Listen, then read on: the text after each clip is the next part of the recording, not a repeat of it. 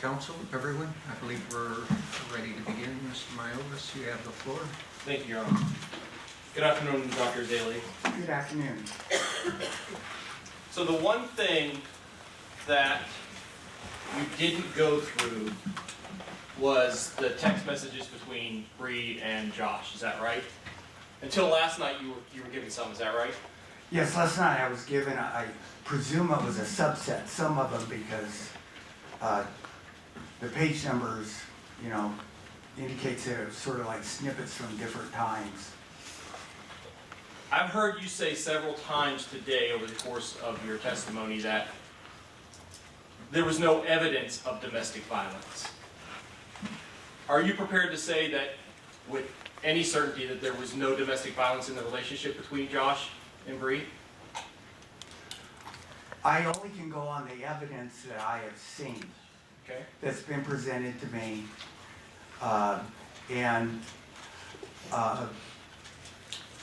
I just didn't see any evidence, and that includes, you know, one thing I didn't get into, I didn't talk about looking at the pictures of their bodies either.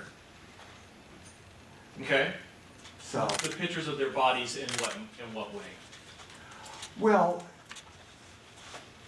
in my experience, and I think it's consistent with the literature, if you are a domestic violence perpetrator and you're involved in an escalating set of violence in which you mishandle and you hurt your partner physically, in the course of doing this, you often get injuries yourself because they defend themselves. They put their hands up, you get scratches, things of that nature.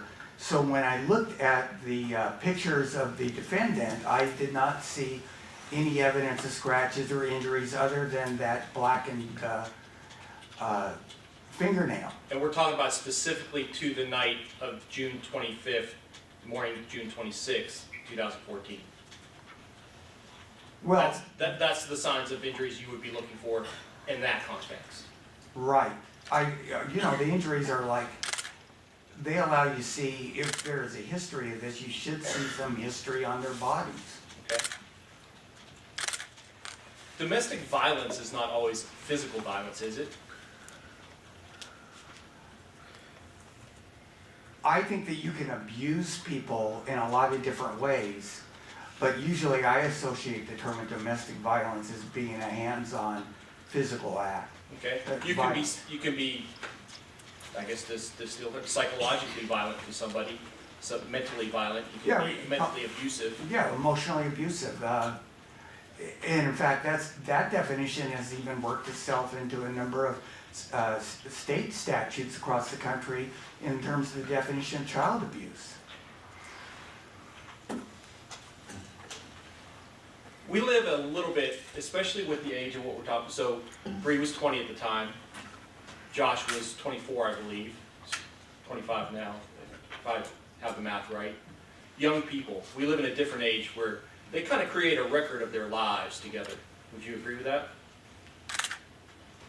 Well, especially if they don't delete their text messages or their email.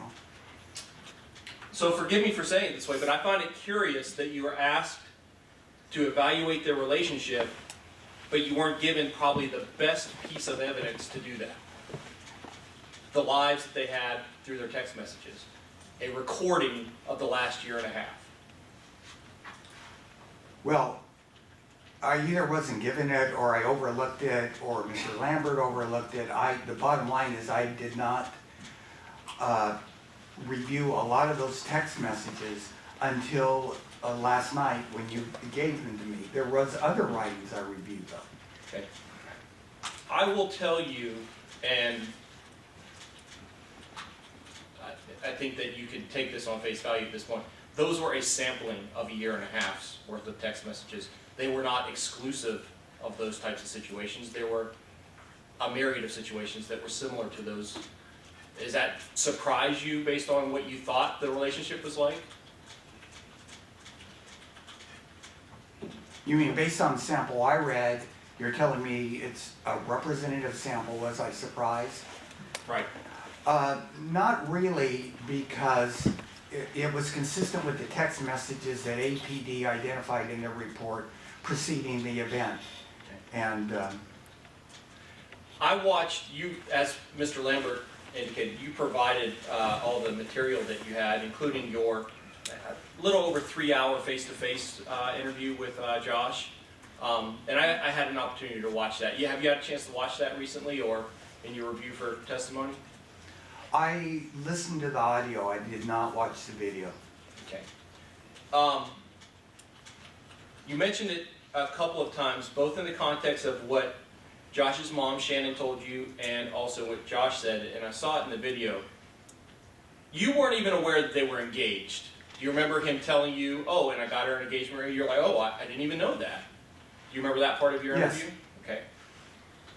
From your report, and if I misstate this, you point me to the part of your report where it contradicts this, but from your report and from all the notes that I see, as far as Miss ALMEDA was concerned, her son and Bree had a good relationship. In fact, she said repeatedly, and I think you reiterate this, she never knew them to argue or to get in any fights.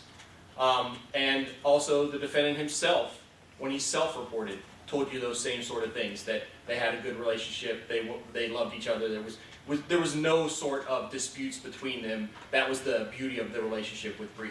Is that correct? Right, and that's actually why I challenged Miss ALMEDA when she told me that, because, like I mentioned before, even healthy relationships have some degree of conflict. We're going to go through some of the text messages, but that would be the kind of thing that kind of belies that everything was perfect in their relationship. I would agree with you. Certainly, those text messages indicate that when Josh got frustrated, that he was not able to appropriately deal with that. And I would even moreover add that most of the inappropriateness came from his end, not Bree's. And that's really what I want to talk to you about is this. You've said several times that, and I wrote down a couple quotes, I'm going to use the last one that you used. You said this concept several times over the course of your testimony. There's an indication that with his relationship with Bree, that Josh was already starting to recover from his borderline personality disorder. He's already showing signs of improvement. Yes. Okay. And you base that on the fact that there was no domestic violence and that they didn't have a, if you will, a volatile relationship, and he didn't threaten to kill himself, as far as we know, with her. Yeah, and I was mainly relying on the fact that he did not threaten to hurt himself when things weren't going well, the longevity of the relationship. And, you know, I'm not absolutely positive, you know, I want to qualify that because I suspect that he may have been improving, but I don't think we have a long enough track record of observation to know that for sure. Okay. I'm very confident in saying it wasn't getting worse. Why are you confident in saying that? Because of the absence of any threats of violence or self-violence, no evidence that he was cutting on himself. The fact that he made a commitment with someone to get married. Would it surprise you? Let me ask you this. Would it surprise you, and you referred to one specific set of texts, the one where she had the names in her phone and he had been going through her phone and then he confronts her, starts to call her names and talk very derogatorily about her. Would it surprise you if Bree never told anybody that happened, never told her friends, never told her family, never said, Josh is being very disrespectful, very, very mean to me? Would it surprise you that she wouldn't have said that to anybody, that she wouldn't have shared that?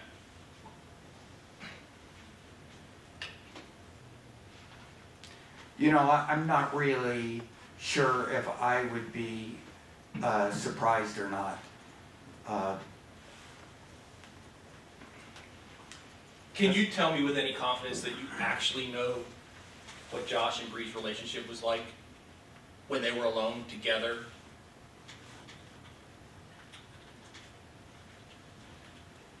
To what extent?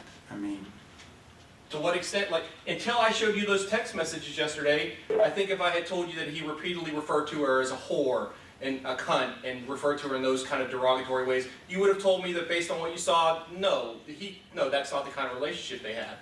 We've got evidence of it. Are you confident that there's not other things going on in their relationship that you're not aware of?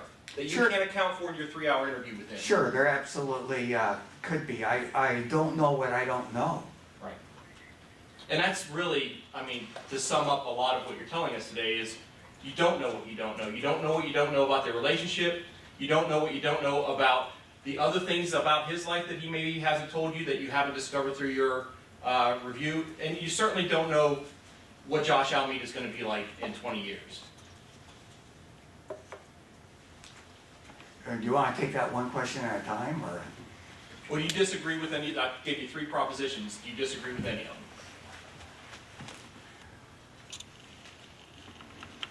I do think, like I've said, that when I rate him as being moderate risk right now, that's a contemporary prediction. Right.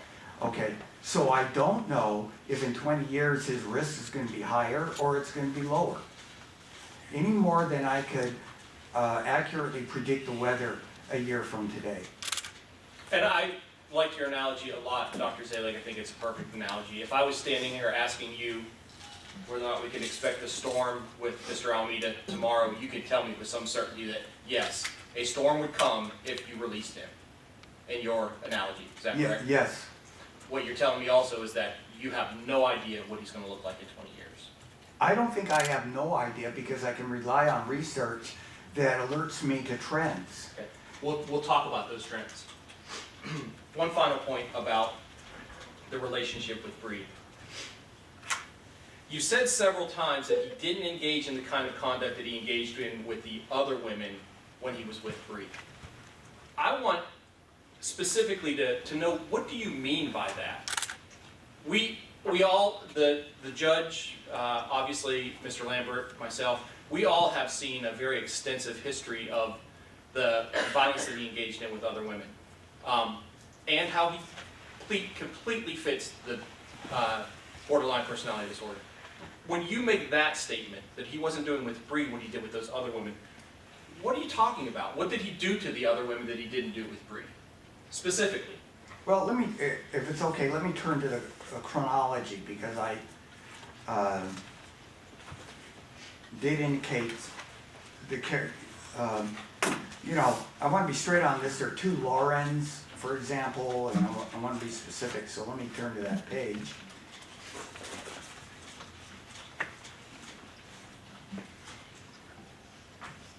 Do you have my timeline? I do. I have your timeline, and if you let me know what page you're going to, I'll go right there. Let's start with page 1. Okay.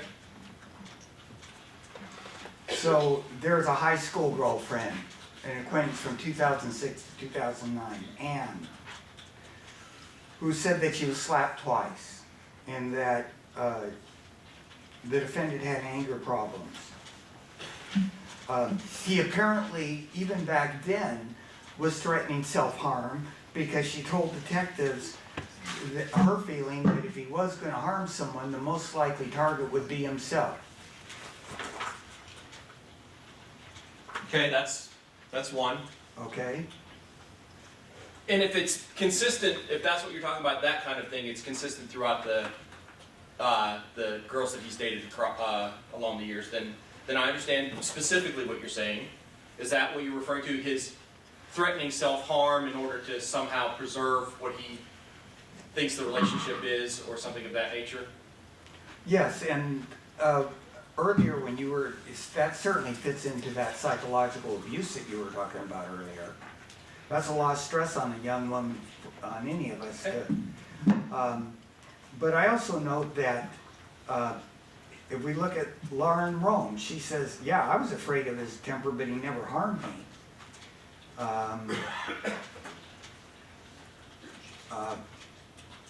So we see this trend. Mm-hmm.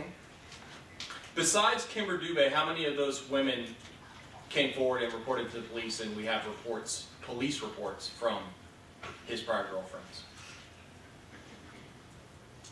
Now, are you talking about the work the detective did in contacting them? That's right. Okay. That's right. It's a trick question. The answer is none, I believe. None came forward besides Kimber to report that a crime had happened, that they had been somehow assaulted by Josh. Okay? You have a lot of experience with DV victims. Is that common among DV victims? Yes, Okay. Not surprising at all, right? it is not surprising. What documentation before, and we'll use Lauren Rome, is that I think the one that you just referred to? Is that the young lady you were just referring to? Right. What documentation did we have before a detective picked up the phone and called Miss Rome and said, hey, we know that you dated Mr. Almeida. Can you tell us a little bit about your relationship? In light of the fact that he just killed his current girlfriend, what indication existed that that happened between Joshua and Miss Rome? What indication was there that if you went back and looked at records or reports or anything, that Miss Rome had this experience where he threatened to kill himself? I'm a little bit confused by the question, but I think you're asking me, what record was there that Miss Rome ever made a report or notified somebody of this behavior Right. prior to the investigation in this case? Is that? There That's my was none. question. Okay. That's my question. There was none that I'm aware of. Okay. We can't ask Bree what their relationship was like now. We can't make that phone call, can we? No, we can't. Okay, that's my point. My second point is this.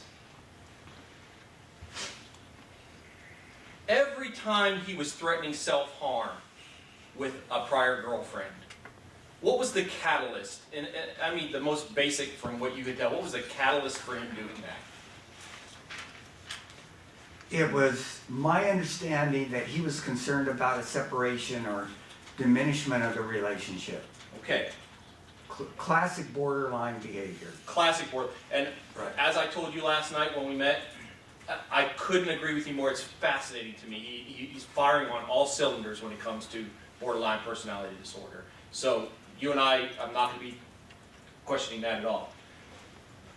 But when it comes to this, borderline personality disorder, every time one of his girlfriends would threaten to leave him or end the relationship, or there was this separation anxiety that he had about what was going on, that's the triggering mechanism for the suicide, right? That would appear to be so. Okay. I know you didn't look at the emails, I mean the text messages, but the material that you did look at, how many times did Bree threaten to break up with him? I don't recall, Bree, based on the excerpts that you gave me, that she ever threatened to leave him. She, in fact, did the opposite whenever he would start to have an episode. Is that a fair statement? My impression, from what I've gathered, is this was a very reassuring, supportive person. She even went to meet him at lunch to be there because, you know, he's not too social a guy, and she was there, so she was a very supportive partner, it appeared to me. Very supportive partner. Okay. Never told him she was leaving. In fact, anytime, and I gave you some of the texts that reflect this, anytime there was any indication that he was mad at her, she didn't do anything to try to appease him and try to make him happy and try to preserve the relationship. Is that a fair statement? Well, I think from what I read, that before that, she was, I think, sometimes surprised that he was reacting the way he was, and she would ask for some explanation. But at the end of the day, she always tried to make peace with him. Okay. I think that she felt some of this stuff came out of left field, and it surprised her at times. BPD, right? Yeah. That's classic BPD. Right. Okay.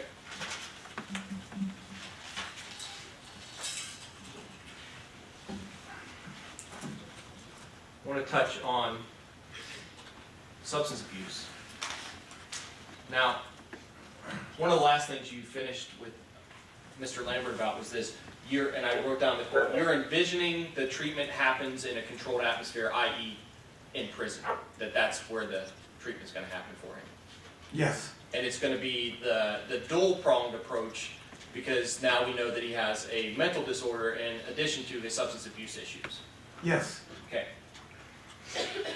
But then, forgive me for saying it this way, you made what I think is a very naive comment. You said that in jail, we at least removed the substance abuse aspect because he won't have that.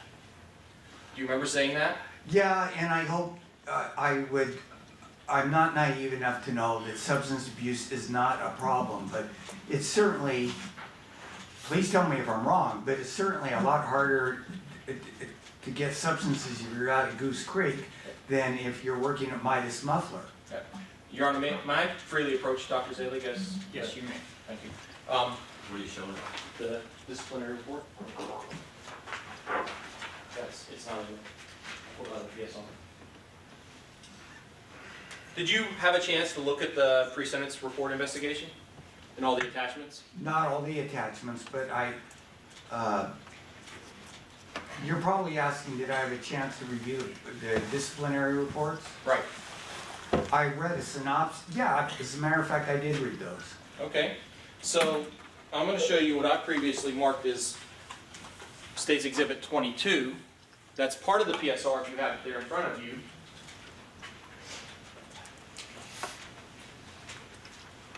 What's that? That's April of 2015. Is that what that is? Yes, Okay, so we're talking about, I don't know, he's been in the jail at that point, going on 10 months. Does that sound about right? yes. Has it, from the indications of that, does it look like he's having a hard time getting substances to abuse in jail? What does he have there? So for everybody in the courtroom, what does he have? A hypodermic needle, Is that an infraction for him in jail? yes. Are you surprised that he has a hypodermic needle in jail and he has it wrapped up in his sock? No, as a matter of fact, I did comment on that in the document review, Okay. so I wasn't surprised. Because he has a substance abuse problem, and this would be completely consistent with that. Yes, But he's in jail when this happens. yes, Okay. Just for the record, I know this is clear, but he has admitted to using some intravenous drugs over the course of his substance abuse, right? yes. Okay. Judge, I'd move to admit and include as part of the record, Exhibit 22. No objection, it's part of the pre-sentence It's report. part of the, anyway. yeah. It's part of 22 it. is admitted. The other thing that you said earlier today was, I wrote down the quote again, that, quote,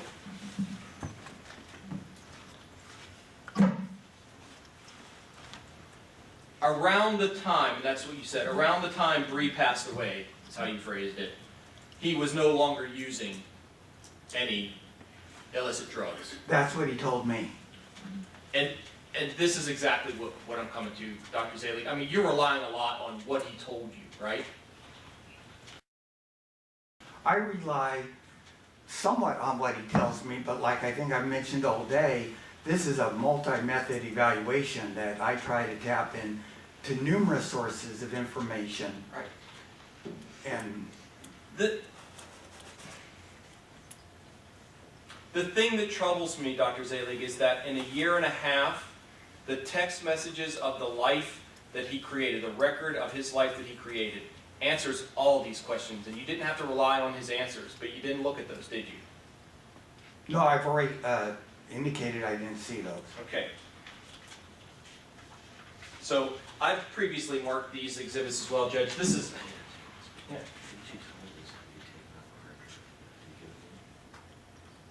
Not all of them. They were on a disc, right? Oh, you could, it's a PDF that you can print. No, I know, I'm not faulting you, I'm just asking you. Yes. That's what you said yesterday. You needed a hard drive for you. Go ahead, Stacy, the one. go ahead. Which one is it? And two. One is just the key, two is this one. Oh, Okay? I don't know which, is that the very first page? Yes. So, Your Honor, just for What's the the, page number on the bottom? what's the, What's the page number on the bottom, in the right corner of the second page? oh, it's 3026. It's one of the ones I gave you this I afternoon. know, I'm just looking for it. It's not the base number, it's a page number. So, Your Honor, I'm gonna move to admit the key, which is State's Exhibit 1, which just has the phone numbers. So Dr. Zaley can look at that if he needs to. And then, Exhibit, Oh, I don't have 3026. you do, here, please. Well, I'm telling you, I'm not seeing it. These are what I have, show me where it is. Any other mark? Okay. Mr. Myovas, Yes, is Your this Honor. the key for Bree, Josh, Shannon, and Philip? Yeah, so if you look at It'll be any of admitted. the, It'll be yes, admitted. okay.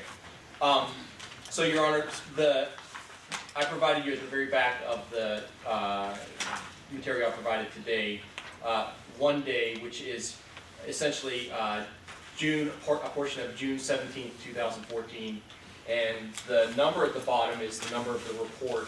It's 3026. I'm gonna mark that as, exhibit number 2 and ask Dr. Zaley a question about that. Is exhibit 1 the key? It is.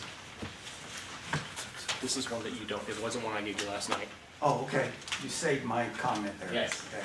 I didn't give it to you last night because I didn't know that this was gonna be an issue, Dr. Zaley. You said around the time Bree passed away, he wasn't using drugs. Well, I said that's what he told me in the interview, and that was the source of that information. What's his birthday? July 3rd. Bree died June 25th, a week before his birthday. Okay, Does that sound right? yes, The email that I just gave you, the text messages, I apologize, the text message I just gave you are about a week before that. Can you look at the very top text message that is on that page?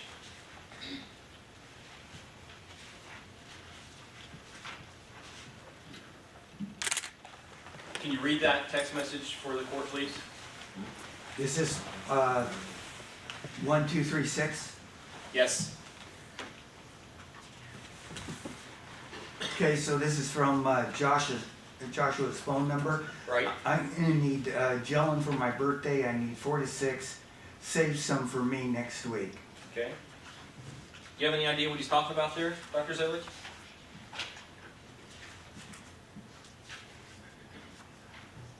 No, he's probably talking about some substance. Okay.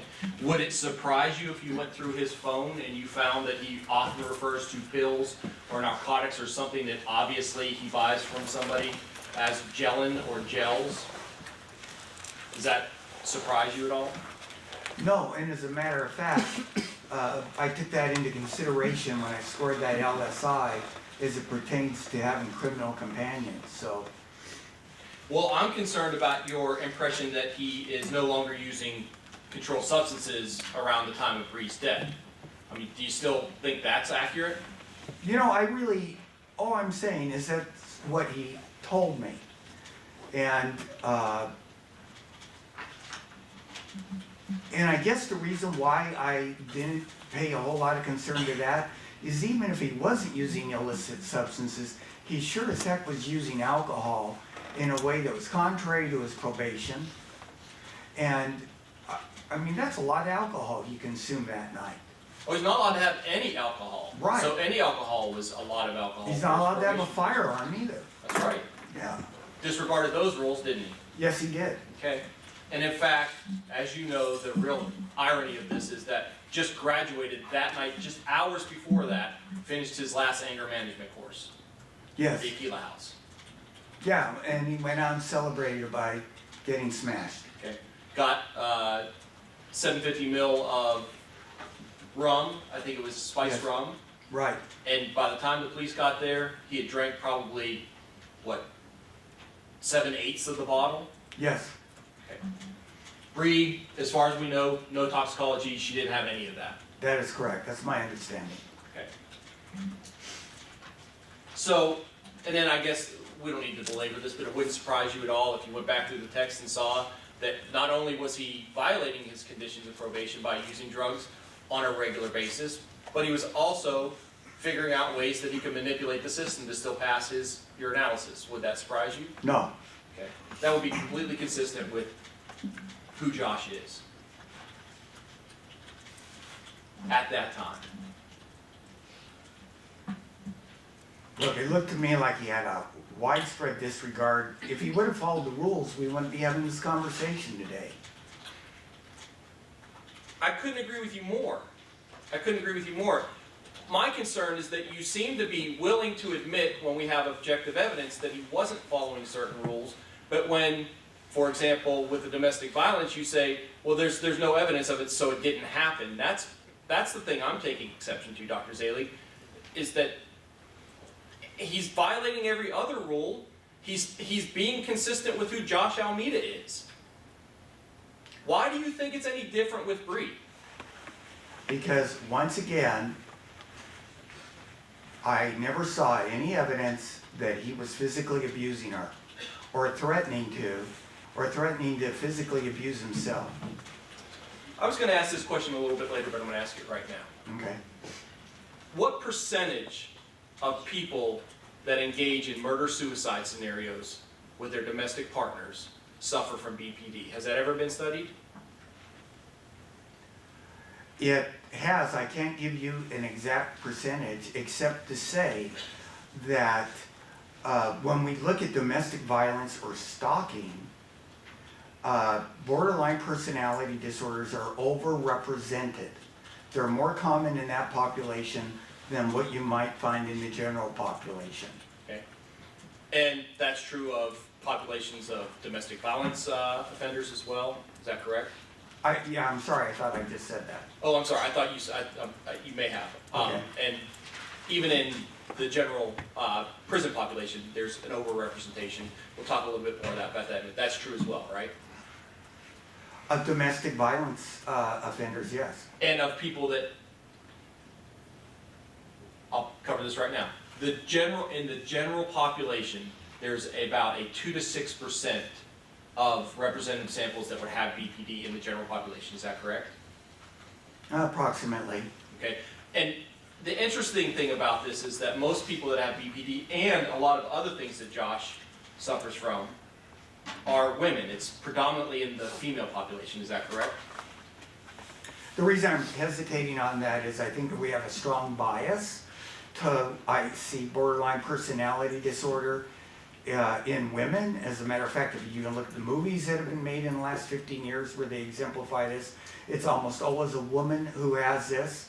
So there probably is a higher percentage of women who have this than men, but I think it's been exaggerated. Okay. And it may be one of the tragic aspects of this case is that if people weren't running around with gender biases, they may have been able to identify this sooner.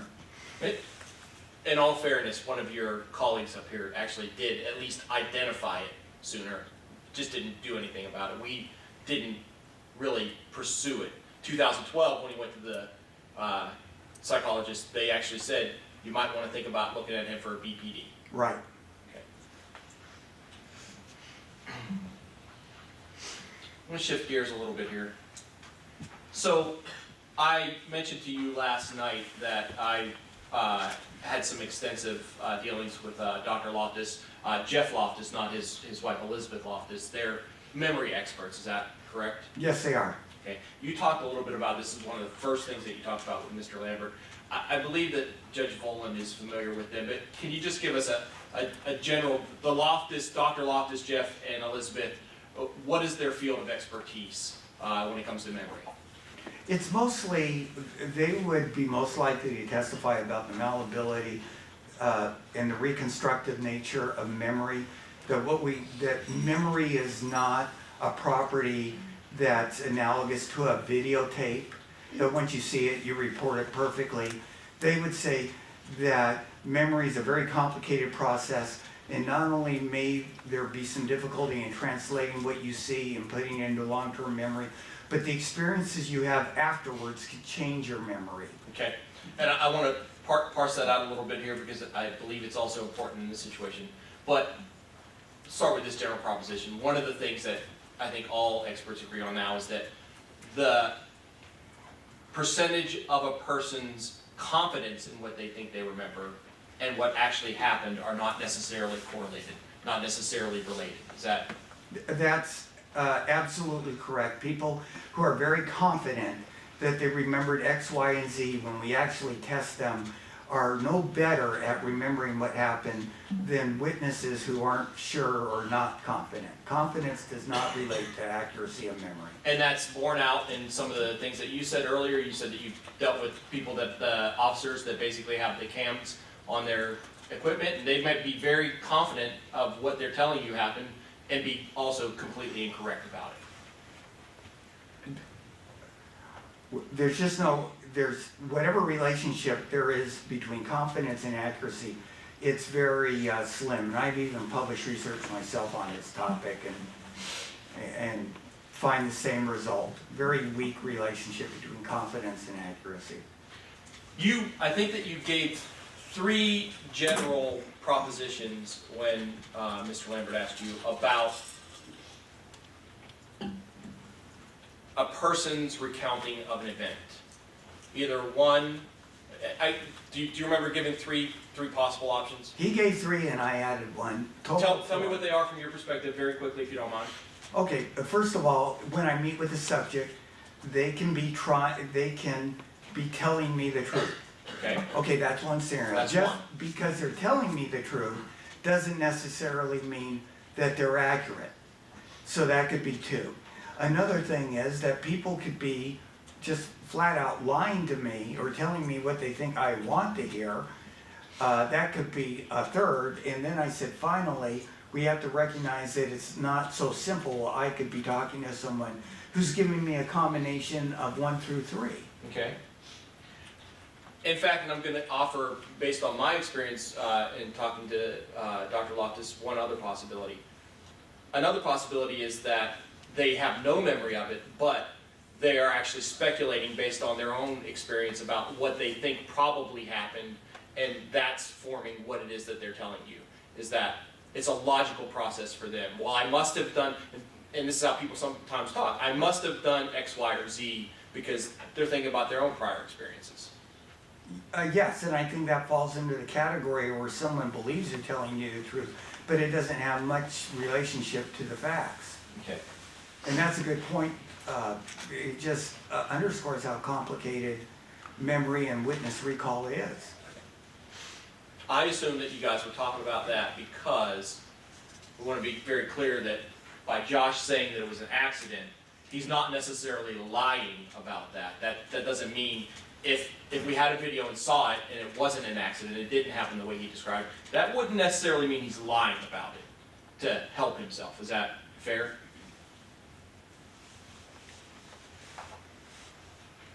If I heard this correctly, if Josh said it was an accident and we had some way to establish ground truth and it was other than that, it may not necessarily mean he's lying. Right. Is that right? Okay. That's right. I agree with that. Did you test that? Is there a way to test that? Whether or not somebody's lying to you or telling you the truth or having a false memory, is there a way to test that?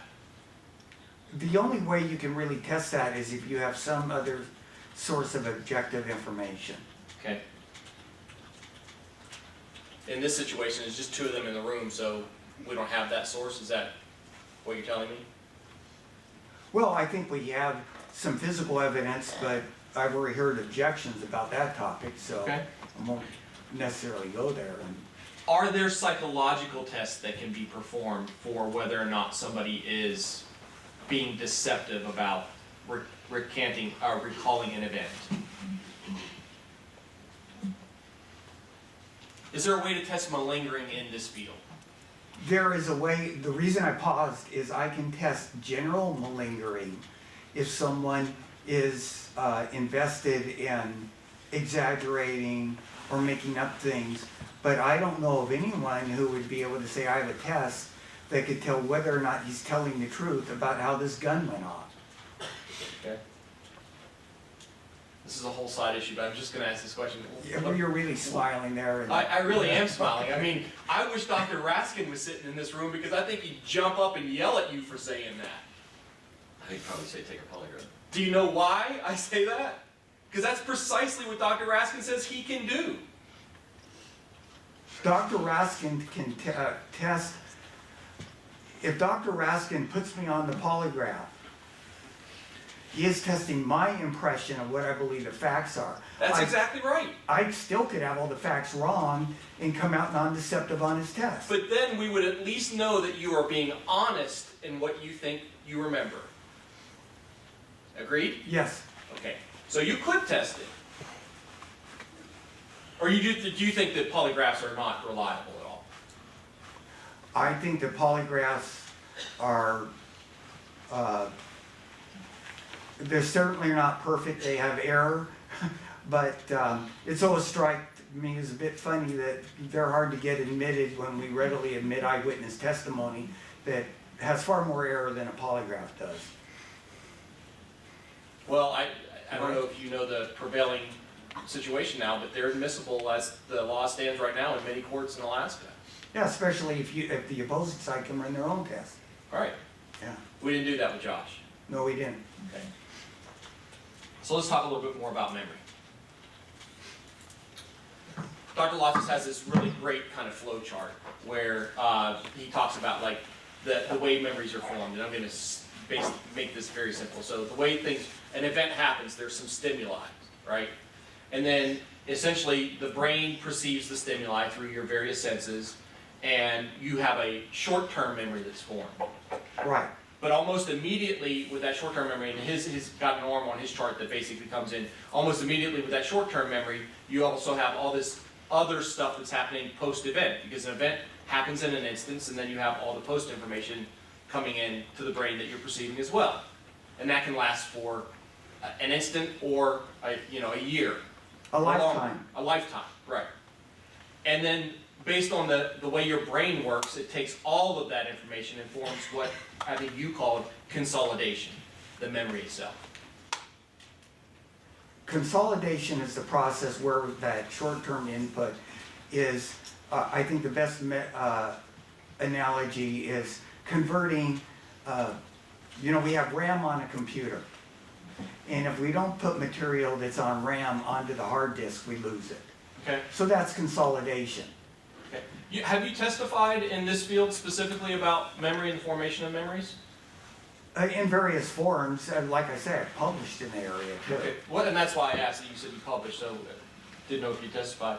So one of the things is there's a classic list, if you will, of factors to consider when trying to determine how the memory was formed, and maybe if there's any issues you should be aware of.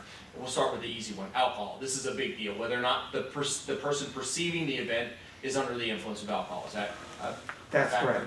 Okay.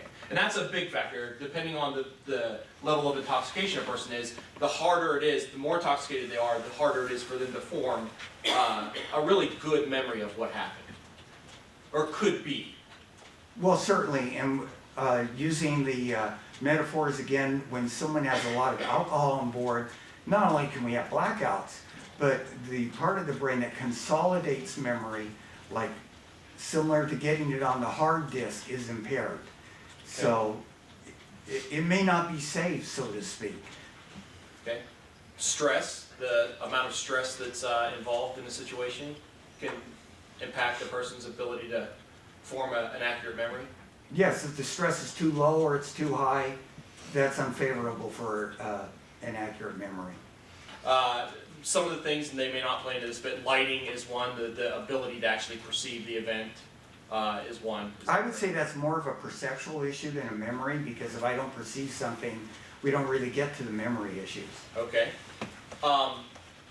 The duration of an event, if an event happens very quickly, unexpectedly, that can certainly impact the way a person will remember the event. Of course. Okay.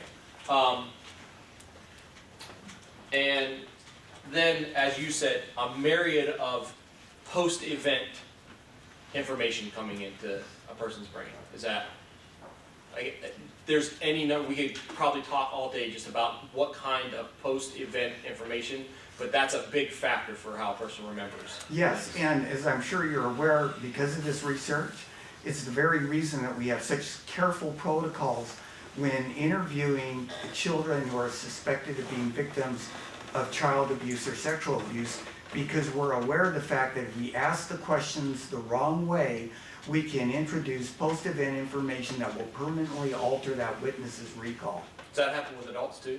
Sure. Okay. One of the things that I learned is that we've been doing this in the law for as long as I've been studying or practicing law, that we always ask the question of a witness, well, would your memory have been better the day that you perceived it, you talked to the officer right after it happened, or now? you have those kind of questions. You're familiar with that line of Yes. questioning. And there's actually some validity to that, right? The closer in time to when the event happened, you actually ask a person what happened, you're going to get the best information from them. Well, I think you're illustrating that today, just in the questions you're asking me.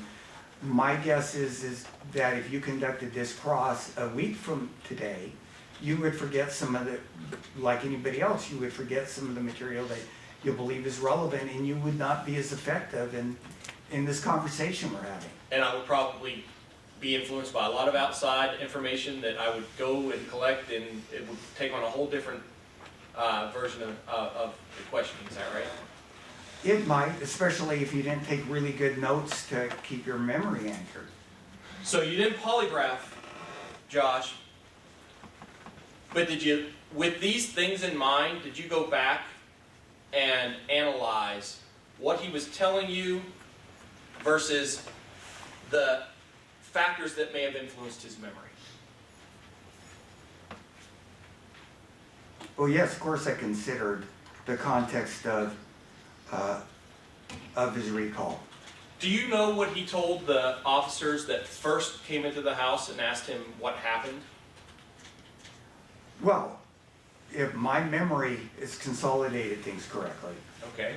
his initial response is, gee, I don't know what happened. I was in the bathroom brushing my teeth. Okay, that's what he tells them 2 hours later down at the police station, but the initial officers when he walked in, and by the way, this is a very good way of putting it.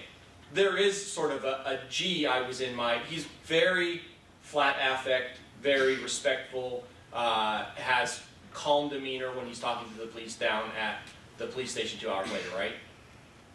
I think it was a little bit longer than that. Okay. If my memory serves me, what, it was about 4 in the morning he started talking? It's actually I think somewhere closer to 3. Okay. But fair enough. It's sometime in that time frame. Not the same demeanor when the police first get to the house or the 911 call. Oh, completely different. Okay.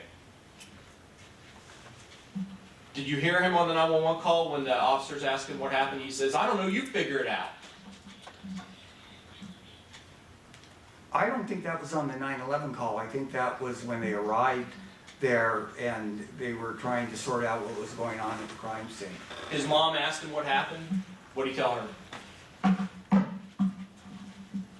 I don't know. I don't know. Yeah. Repeatedly. When was the first time you heard the, "I was cleaning my gun, she told me not to be playing with it, I pointed it at her, said it's not loaded, pulled the trigger"? When was the first time you were told about or heard that version of events? I don't know. I can't recall. I've put in over 70 hours in this case, reading materials, and Only 70? I know it's not comparable to what you've done in the last Just giving you a hard time, Dr. Selig. I'm moving things. You don't recall when it was that you knew that. Do you think that you knew about that version of events before you sat down and talked to him at the Cook Inlet? Yes. Okay, that was something that you were aware of. And he reiterated that with you when you were there. That he didn't know what happened? Right, that he was playing with his gun, he said it's not loaded and pulled the trigger. Oh, yeah. Okay. Yeah, That he told was- me he shot her. Right. Well, there's no doubt about that. There's no doubt about that. When he told you about that, that was, we're talking about 6 months ago, right? It was in September. Okay.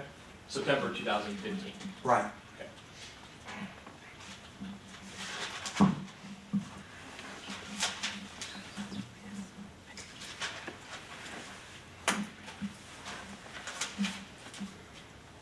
I want to talk a little bit about, actually I have one last question for you about formation of memory. Can a person be influenced by how they feel about a person? And here's the classic example.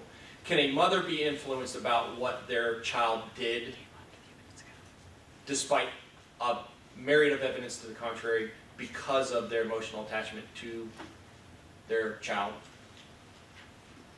I think, of course. Okay. See, I mean, this is not something we need psychological explanation for, this is basic human nature, correct? Yes, that's the benefits of having a good mom. Here's the thing that I think it does need a psychological opinion for. How about one's own self? And if I'm not mistaken, please correct me if I'm wrong, I've tried to read some studies about this, and there might be some disassociative aspect to this, some amnesia aspect to this, but can a person who does a horrible event convince themselves that they didn't do it because they don't want to be the person that committed that event, that committed that act? So they could be they have their own mother instinct in their own perception of Well, things. they're protecting their own ego, the way they view themselves. Is this a coping mechanism that people have? Yes, How common is it? I don't know. Okay. Is that something that is able to be studied or not? I'm sure it's able to be studied as long as we have some way that we can reference ground truth and compare it with the recollection. But as far as you know, it seems axiomatic, it happens, but there's no specific study that you know about that's looked at that. No, it would be a really, imagine how difficult the study would be. And I think a lot of times when we have our sex offender cases, we see this all the time. That it's so ego alien to the person, they really can't view themselves as an offender. I think both you and I have had other cases in which that was an issue. And a person may have sincerely convinced themselves they didn't do something, but the evidence may be very strong to the contrary. That's correct. Let's talk about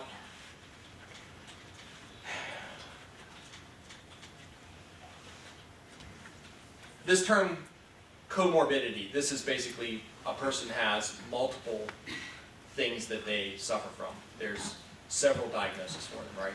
Yeah, comorbidity is sort of a complicated term that means co-occurrence of disorders with disorders that are related. It means if you have one disease, you have a higher probability of having another one. Okay. So Josh, we know Josh basically has bipolar disorder. I think that's very clear at this point, correct? Bipolar. I'm sorry, not bipolar. I'm sorry. Borderline personality disorder. Yes. One of the things that he also has, without any question, is a substance abuse issue. Right. Okay. The other is the dysthymia. Is that right? Yes. Okay. And the ones we're not sure about, And I also think there's bulimia. bulimia. Okay. And bulimia is actually a very common part of BPD. Is that correct? Well, it's associated with it, but it's actually a separate disorder. Okay. Okay. And I might point out it's sort of ironic that we have two diagnoses here that because of our gender stereotypes we commonly attribute to women. And so it's easy to miss it in men, Okay. the bulimia and the borderline personality. Even trained psychologists that know that they shouldn't be interjecting any kind of gender bias, they still miss it sometimes. Right, and that's why I was making such a big deal about the importance of me following a structured interview outline, because biases can enter into how you diagnose people in psychology or physical medicine. I don't want to belabor this, but you talked a little bit about bipolar disorder, and you said that his mom suspected that he had those conditions. You said that he basically couldn't say for sure that he does or doesn't have it. Is there a possibility that he also suffers from bipolar disorder? Yes. And I think you said that we'll know in time, because in a controlled setting, he will show the manic and depressive episodes that are part of bipolar. One would think so. The studies they have shown indicate that most people with bipolar disorder have a manic episode of either the euphoria or the irritability, at least every 4 years or so. So unfortunately, it doesn't happen often enough that you can readily put your finger on it. The thing that's so difficult about Joshua is that with his substance abuse, as you said, it's not that it masks it, it mimics the exact same sort of manic episodes. Right. You had said that, I I was curious of whether or not you had, and you had mentioned it a couple times in your testimony, there was a journal that was recovered from Josh's bedroom during the course of the investigation. You had a chance to either look at the journal itself or the pictures from the journal? I went, the only thing I got were the pictures. Okay, and that's all I have right now as well, but you looked through those pictures and you saw, that was like some sort of, I guess, exercise for one of the treatment programs that he was in? You know, it was in a format of ABC, which means that you identify an activating event, you then describe your belief about it, and then the consequence of having that belief. So that ABC sort of exercise is common in a lot of different treatment programs. It attempts to show the subject how their beliefs about an event influence their behavior, and hopefully you're hoping the person will adopt more adaptive beliefs about common day events and behave more appropriately. So I saw that. Did that give you any insight? It seemed to me like his emotions were all over the place throughout that book. He'd go from happy to sad to depressed to happy to excited to depressed to mad to angry. Did that tell you anything about any of the diagnosis that you've had for him?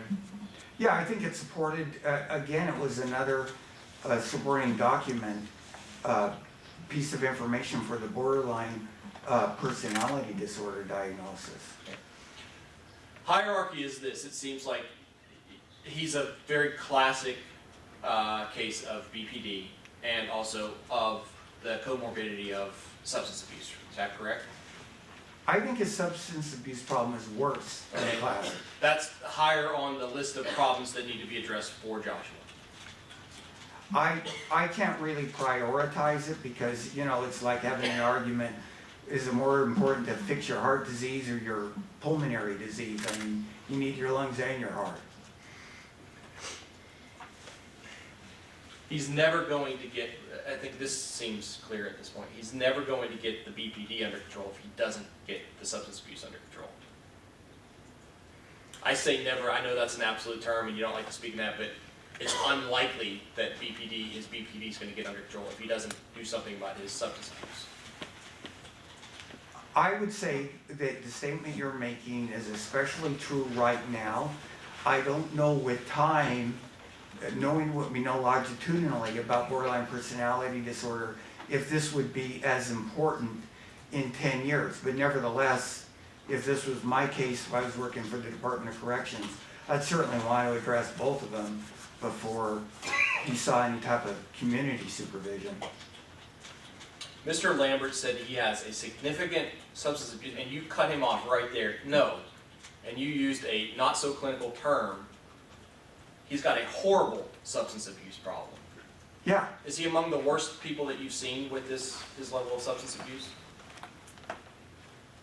I know you see all walks of life, but in this kind of setting, with this kind of situation, among the most serious substance abuse? I don't know if I would call it the worst, but even Josh himself describes himself as having a worse problem than the average person who's in substance abuse treatment. You made this comment. I wrote it down in 11:12. You think He needs- that What's that? it's okay, but it's getting late. He needs treatment to learn how to access his emotions without a bottle in his hand. Yes. Okay. You also said that the extreme intoxication, the feeling he gets when he is drinking, allows him to have feelings. It's like it's some sort of access towards feelings that he can tap into. Yeah. Okay. The thing I'm having trouble trying to reconcile is immediately before you started talking about that, you talked about how he has a myriad of emotions, we just can't see it. We can look at Josh, as I am now, and he sits there, stone-faced, flat affect, no emotions, but it doesn't mean he doesn't have emotions. It just means he's not expressing them. Alcohol allows him to express the emotions that he has. I think that one of the, look, alcohol, we all know, is a disinhibitory substance. Liquid courage. Liquid as courage, Mr. Lambert said. social lubricant, but we've used various terms today. And he's an anxious person. He's anxious around people. And when he ingests that substances, I think that he does feel things more, for better or for worse. And as he drinks more, he becomes more out of control.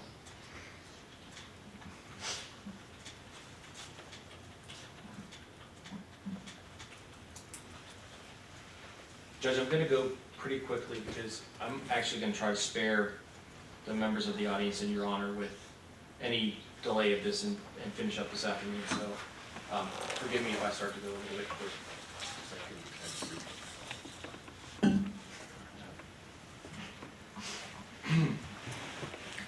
So,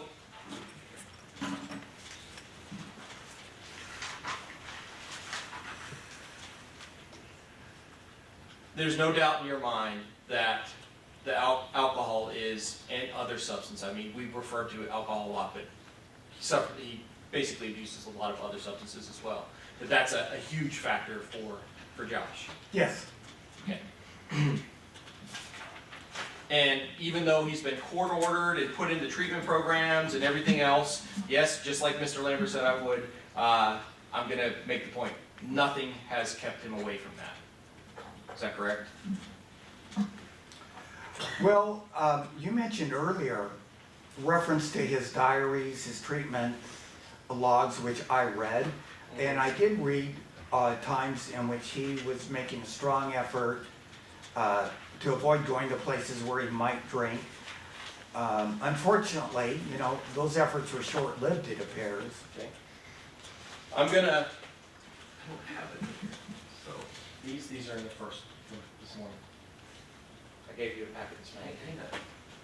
Yeah, I don't. I gave you These are, everything. Paul, I'm just saying, these are the, this, let me find, just relax. I thought, oh, I wanna be able to look at them with it, so I'm looking for the packet. These are the only two packets. Let's see if it's in here.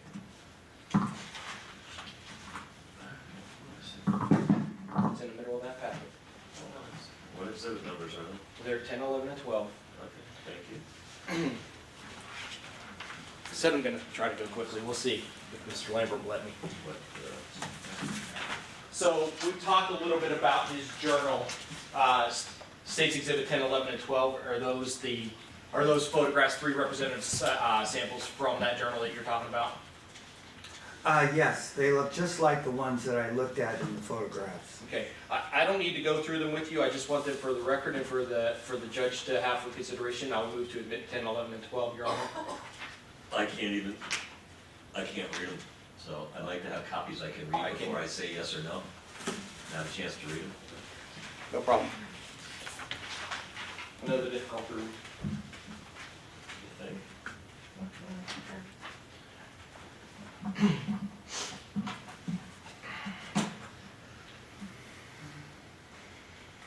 You talked a lot about the text messages. I'm gonna go through these very quickly as well. I have marked States Exhibit 3, which is March 15th, 2014. States Exhibit 4, which is April 5th, 2014. These are gonna go in chronological order. I'm sorry, I'm reading this, so what are the exhibit numbers? All right. Well, I can't, Paul, I I'm can't. not gonna go fast. It's fine. We're gonna I can't. bleed over until the morning though, Judge. I'm not trying to bleed in the morning, it's hard to read this when he's doing that and trying to keep track of what exhibits are too. As Dr. Zeller said, it's getting late. Calm down, take your time. If we bleed over into the morning, that's fine. But Madam Clerk can't go beyond 4:30, so when the clock hits that time, we do have to stop. I tell you what, why don't I take this home and read this tonight? Let's move on with the other ones, and I'll take a look at this afterwards. We can deal with any objection, if any, tomorrow morning. It's okay? Does that sound fair? That's fine. Okay. So can you give me the exhibit numbers again, please? 10, 11 as well. Can we make copies of that before I leave, so I can, Yeah, but they're gonna come out just like the ones you already have. well, then I'll just read them here. Okay, so 10, 11, no, the exhibit otherwise, the new ones, the text messages you're talking about. We'll go through all those when we get done. I won't admit any of them right now. I'll move on and deal with something else. We'll make this easy. Let's talk about your wheelhouse, Dr. Zaley. Bipolar disorder. One of the things that you told us about is that this is a very pervasive disorder. This is basically something, I guess I'll use the term worldview. This affects a person's worldview, how they experience the world, and it's something that can last for their lifetime. I understand that we're here talking about whether it will, but it can. And I think what you really meant to ask me is in reference to borderline personality disorder, right? What did I say? You said bipolar. You said I keep bipolar. doing it. I apologize. I Okay. guess it is getting late. Yes, borderline personality disorder. Okay. Yes. Pervasive, can last a lifetime. Yes, So there's 9 criteria for a diagnosis for BPD. Maybe if I do it that way, I'll stay safe. For BPD, 9 criteria, and you have to have at least 5 of the 9 to be diagnosed. yes, Okay, and you were very clear that Joshua has, I think you said unequivocally has 6 of the 9, and probably has 2 more of the 9 as well. yes. Okay, And I might add, University of British Columbia research, Don Dutton, who has done probably the most research in domestic violence, has even talked about some concept known as borderline personality organization, talking about the importance of this even when people don't meet the criterion of 5. that's exactly where I'm going. Oh, there we go. See that? What I was going to ask you is, what about people who have 3 or 4? What happens to them? Where do they fall in the spectrum of mental disorders? Well, we wouldn't diagnose them, we might more appropriately say they have borderline personality traits, but it still may be relevant to their relationship. Now I'm going to use it absolutely correctly and on purpose. Kind of like you said about bipolar. You don't know if he has bipolar disorder. No, Oh, bipolar disorder, but you know that he might have some traits that would be potentially consistent with it. I think the most accurate thing to say is that that I have a high level of suspicion, but I haven't been able to confirm it. Okay. One thing about bipolar disorder, and I'm trying to go fast because I know we're getting time, is that one of the tricky things about it is not only do you have to rule out that it's behavior that's being provoked by substances, but you have to have the irritability or euphoria simultaneous with the other symptoms. So sometimes when I talk to people, they'll say, yeah, I can go a few days or weeks without very much sleep, or I start talking fast and my thoughts are racing. But if they're not all happening at the same time, it doesn't count for the diagnosis. So that's another obstacle to making that diagnosis. Borderline personality disorder. Somebody can have 2, 3, 4, but not 5, and they would have traits of borderline personality disorder, but not have a diagnosis of borderline personality I would disorder. say it's fair to say that it's more like 3 or 4. A lot of us may have 1 or 2 of those traits, Okay. but because we don't have the other, we function well. There are a lot of people, this is a question, there are a lot of people that have BPD that engage in self-harm, but don't ever externalize that harm to other people. Is that fair? Yes, Okay. There's a lot of people that may think about self-harm or have suicidal ideations, but neither harm themselves nor anybody else. that's correct. Okay. There's like any combination of these types of people that you could have, that they would have different factors, but not have specifically ones that externalize or engage in self-harm. Yes, Okay. Would you agree with me, and we'll put the Bree situation aside, would you agree with me that based on Joshua's other history, that he does engage in both self-harm and externalized violence towards other individuals? you know, I believe that if I just go by what he's telling me, that would be true. Okay. And of course, we have police reports and convictions that indicate that he's been aggressive and hostile toward other people, even police officers and people whom he didn't even have a relationship with prior to the contact with them. There were some of the characteristics that Mr. Lambert asked you about that you said you think this one is unequivocal, that he unequivocally has this trait, which means to me you have a, not only does he have it, but he has probably a large manifestation of these issues, and you have complete confidence in that he has that trait. I think manifestation is the key word in your sentence. In other words, where I can see it and I could spend time giving you different examples. And that's what I mean by unequivocal. Okay. This would be one of them that unequivocally he has this, he's indicated that he's cut himself. You know, you say that you're not really sure, you haven't seen the signs.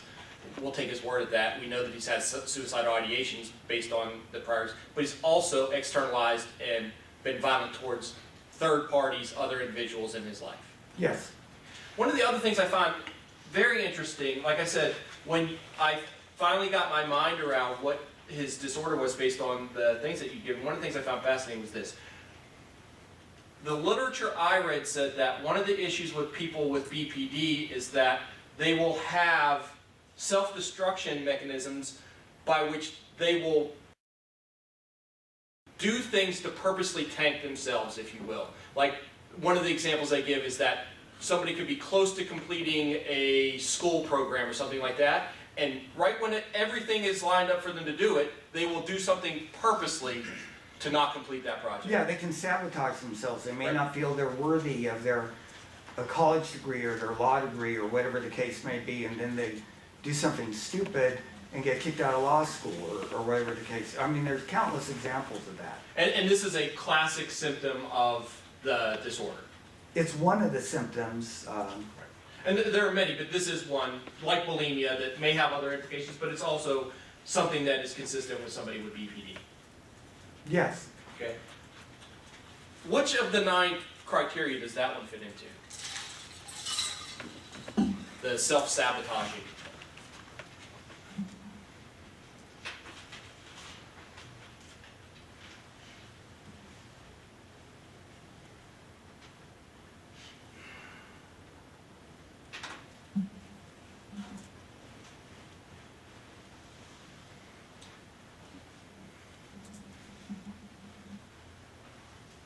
I saw that it was clearly something that was noted in all the literature, but I couldn't figure out from the 9 characteristics which one it would classically fit into. That's really funny you mentioned that because I'm looking at it.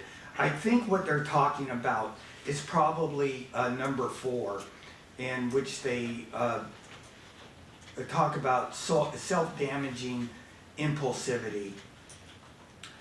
And certainly that could spill over to self-harm.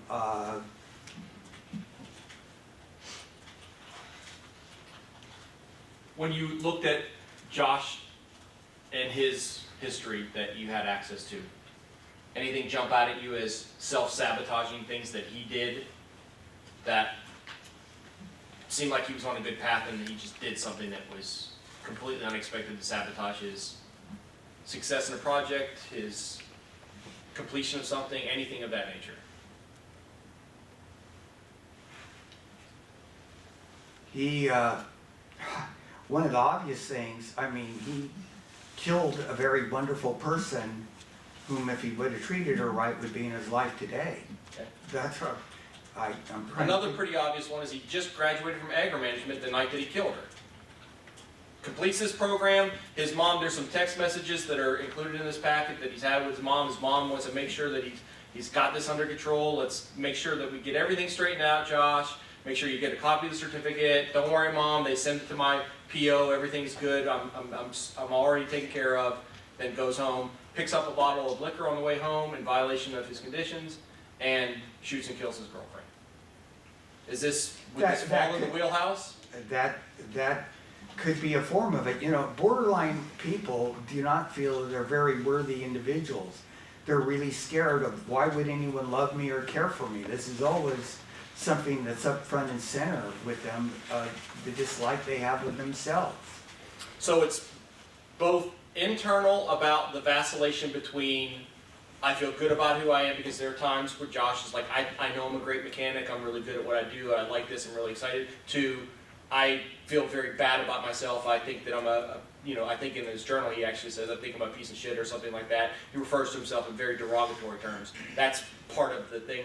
But you also do that with other individuals as well when you have BPD. I'm not sure I know about the other, what you mean at the end of your sentence. Where with the one classic term where you have a pattern of unstable and intense alternating between extremes of idolization and devaluation. Basically, what you described when you were talking to Mr. Lambert is that you may be like, I really love this person is the greatest person ever, and you referred to the book title. What was the book title you used? I Hate You, Don't Leave Me. Right, that's what I'm talking about. That whole, you idolize and then at the same time you hate the person. But you do that to yourself too when you have this disorder. Yes, there is a lot of self-hate, and even when I talked about his testing, in the testing section, I'm talking about how derogatory he was toward himself, how unworthy he felt, and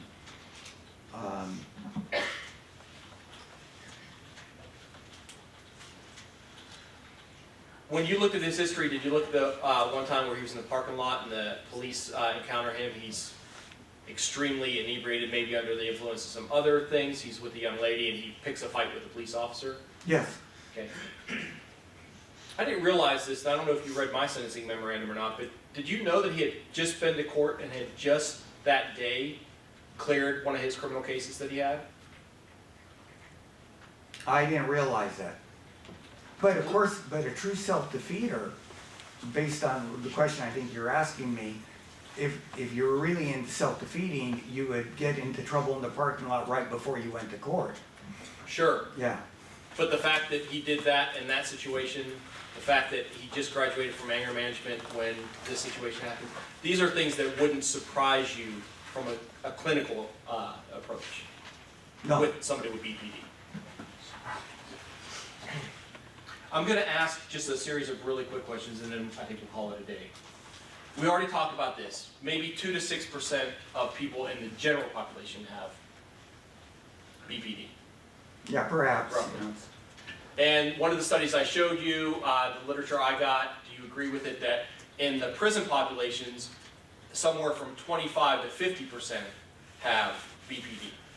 You know, I saw that in that one study, but that's not an area, and I think that the prevalence of borderline personality in prison populations has been largely neglected. It goes back to what I was saying about Don Dutton's work. We know it's present in a lot of spouse abuse and stalking cases, but relatively little research in a cross-section of prison populations. Okay. You're not aware of I asked you earlier, you're not aware of the statistical data on murder-suicide scenarios. A lot of people are not successful in murder-suicide scenarios. Would you agree with that? Yes. A lot of times it just turns out to be murder because the person doesn't either go through it or is unsuccessful in attempting to take their own life. Is that correct? That's right. The murder has to be done first. Okay. Of course. Yeah. Don't know what the incident rate is among that population, do you? A borderline personality disorder? Mhm. You know, I can't give you a number, but I imagine it's fairly substantial because I think we have enough research showing with people who have been studied who are in spouse abuse and spousal stalking that borderline personality disorder is very common. Then, if I look just at homicide cases across a large cross-section, if what I understand you to be saying is the cases where there's a spouse that is the victim of the homicide, there would be probably a large statistical proportion of people with BPD in that cross-section versus all other homicide offenders. Does that make sense, the question? The question makes sense, but the reason I'm pausing is you even gave me an article that I reviewed last night that said the contrary. Okay, tell me about that. I knew we weren't going to get through this quickly. Let me turn to your article here. In that article, when you say it says the contrary, it says that basically no, among all homicide offenders, there's a large incident of BPD. It's not just isolated to spousal victims. Is that what you're saying? I'm just reading, I'm in the Sansone article 2012. Right. Externalized aggression in individuals with BPD may result in intimate partner violence. Assault of those who are familiar to the individual but not intimates. Various types of aggressive criminal behavior, and rarely murder in the form of familicide and serial killing. Okay, So I think the jury's still out on that. okay. A lot of violence, but not necessarily to the level of a homicide. Yes. Okay.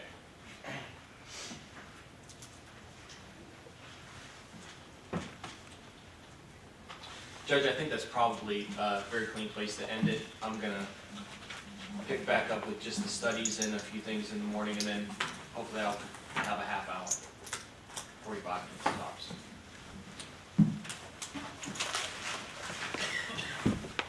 Council, ladies and gentlemen, we will recess until 9:30 tomorrow morning. See you all back here.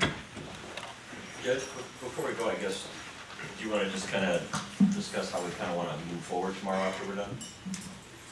I want to move forward with continued testimony. I mean, after that.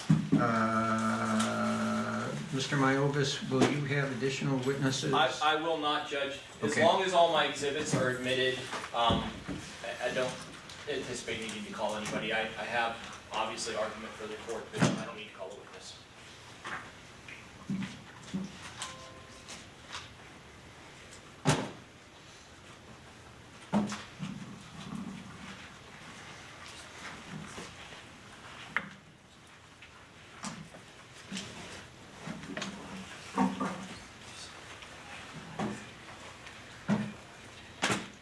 And my preference is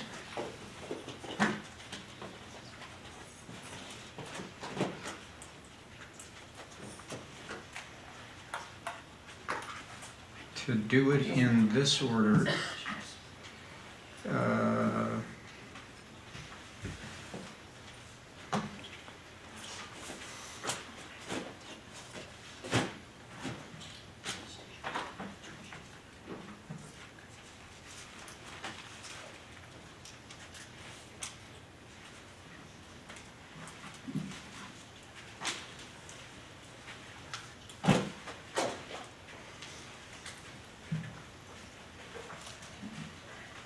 Seems sense to me. And I'm just thinking through, that's the pause here. It just seemed to me, Judge, that it might be better to go through with the victim impact statements and get all that out of the way, and then Mr. Myovis and I can argue, we can go to elocution, you can make your findings. Only in part, and that is this. To finish up with Dr. Zelig, then, and I'm saying this because I received well over 200 letters that I would call generally either letters from the Moore family or Bree Moore's immediate friends, or then just members of the community writing letters, sort of support letters, all of which I read. And therefore have a lot of this input in writing already. And it's still recognizing that despite that, I've always taken the position that at least with respect to the defendant and the victim, even if they've given me something in writing, I allow them at sentencing to speak to me in person. Following testimony, I will hear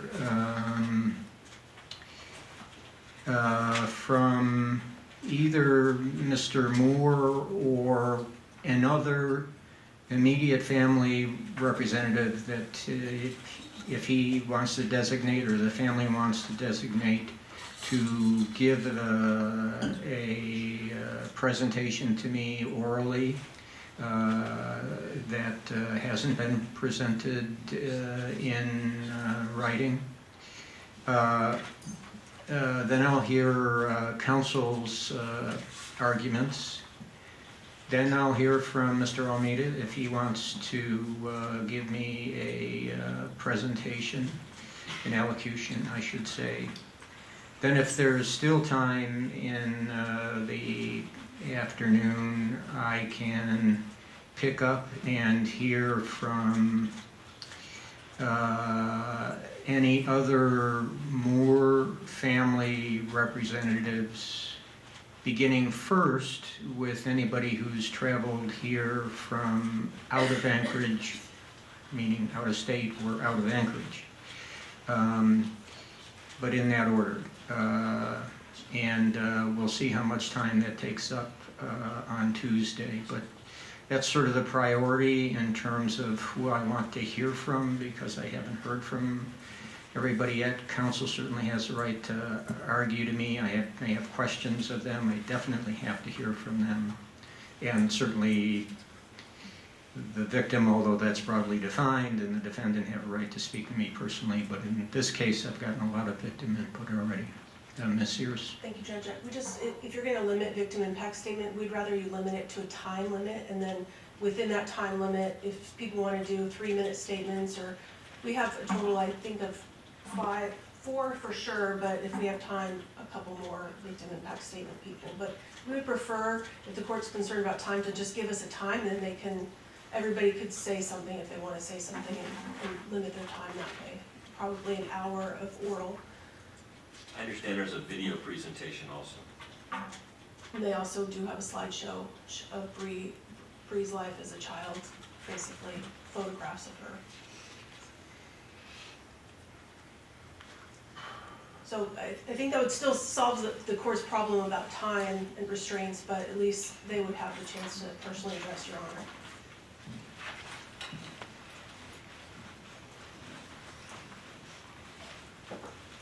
Do the people who want to, are any of the people who want to address me people who have already written me, Ms. Sears? I think a couple have, and some, Cindy Moore has not, Bree's mother. And I know the grandmother, who's a statutory victim, Yeah, has not written a letter, and she would like to have OVR on her behalf speak. tomorrow after testimony, Ms. Moore can certainly address me personally. I don't know grandmother's name. I thought I got a letter from her. Did I not? Yeah, I thought I did. Okay. Ms. Moore, then if there's this slideshow presentation, we'll do that. Let's keep it at that first. Even if there are others. And as I said, we can go back to that and pick up with it, because if then there's just a half hour at the end of the day or 45 minutes at the end of the day, I'm not going to be able to make findings and do a sentencing in that small amount of time. And then I can pick up with other people and get that kind of information. And that's what I'm thinking I'm looking at tomorrow. If I've got, 45 minutes or an hour from Ms. Moore and the video for the slideshow, and then I've got 45 minutes from each counsel, and we take another hour and a half with Dr. Zelig. I see myself landing at 3 o'clock or 3:30, and I know how long it takes for me to make findings and do a sentencing. I'm worried already about bleeding into Wednesday, so I've already asked about this courtroom space. So The only request, Judge, again, is even if they did 2 minutes, rather than Miss Moore, if she wanted, no such thing as 2 minutes in a courtroom in this situation, and I know that. I want to start first from, let's stick to what I said. Believe me, I read all those letters. I spent a full day reading every single one of those letters. I read every single one. Some of them were very helpful to me, but I read them, believe me. I'm not one of those judges who just blows them off. I read them. And so I don't need, at this point, to hear the same thing, and that's what I'm worried I'm going to get in 2 minutes. Mom's a different matter. I feel differently about mom and dad than I do about other people. I feel differently about Mr. Almeida, and if he wants one of his parents to speak to me, they get the same right in my view. But that's a different quality of information for me at sentencing. And I need that information first. And if I'm going to be limited about time, I want to get that information first. I want to get it with enough quality that it's going to be meaningful to me. I want to give those people enough time. I want them to know they're going to have enough time to make the choice to decide whether or not they're going to talk to me and what they're going to say. I'd rather do that than to say to 50 people, y'all have 2 minutes. I guess we'll just address at lunch and see if we have time for other Okay. later in the day. Judge, I know that Madam Clerk has to go, but I think that Mr. Lambert and I can save the court and everybody here a lot of time. I've been talking to Mr. Lambert. I don't actually need to ask Dr. Zelig about the studies, anything. We've provided to them, they're marked as exhibits. As long as I can move to admit those and Your Honor can consider them, I don't need to talk to Dr. Zelig, go and stand about it. He wants to do a one question redirect, I'm fine with that, and then we can basically just hit the ground running tomorrow, if that works for the court. It'll work for me, but it may compromise the time I have to read them. No, my only question is, the state's theory throughout everything up until essentially the questioning of you today has been that Josh killed her because she wouldn't take the alcohol bottle. Now I think the state has shifted this to a murder-suicide, or it's consistent with BP or BPD. Do you have any evidence, have you seen any evidence in this case that this is a murder-suicide? No, the only evidence I've seen is after he killed Bree that he wanted to kill himself, but I don't, like I said, I don't think he planned or desired to kill Bree, but when he saw the result, I believe he probably wanted to dispose of himself. And the only other question I want to ask you is, have you seen any evidence that was provided by the state in discovery to you that showed that Josh Almeida ever physically abused 3AN-14? Absolutely none. Thank you, that's all I have. I can move to admit the exhibits in the morning, Judge. I don't need Okay. to have Dr. Zelig back, provided the studies are coming in. I provided it to the court. I'm satisfied. Okay. 9:30, everyone. Thank you. We'll see you then. Your Honor, if you want, you